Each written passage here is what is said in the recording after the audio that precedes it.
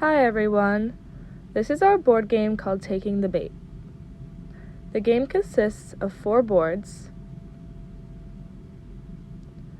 4 dividers, power-up cards, and the fish pieces used on the boards. In order to set up the game, first you must place the dividers one against another so that the blue section faces each player. Make sure that players can't see over the dividers. Next, place the boards in each section created by the dividers. Now, you can also place the Arduino box on the top of the boards so that each player can access it. Each player should get 4 fish, 2 of them being small and 2 of them being long. The players should place the fish on the board in whichever setup they wish. The orientation of the long fish doesn't matter. Each player should also get about 30 red chips, which will be used to mark sections of the board which have been hit. The power-up cards can be placed to the side of the game so that each player can access them. Now the board game is fully set up. In order to start the game, the youngest player goes first, and the game proceeds in the clockwise direction.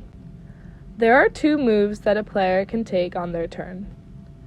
The first option is for the player to choose a location to attack on the other player's boards. Once the spot is chosen, all players must mark that spot with one of the red dots. The results to this can either be a miss, in which nothing is hit, a hit, in which a part of the fish is hit, or lastly, a sink, in which the fish is hit and taken off the board. The results of each play should be shown on the Arduino by clicking the buttons for either hit, sink, or miss.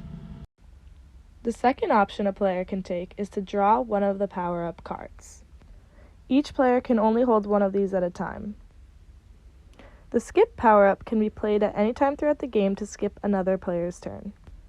Gain a fish power-up allows you to add a fish to your board in any open spot from the extra fish in the box. The sabotage power-up allows you to choose a player who must remove a fish of their choosing from their board.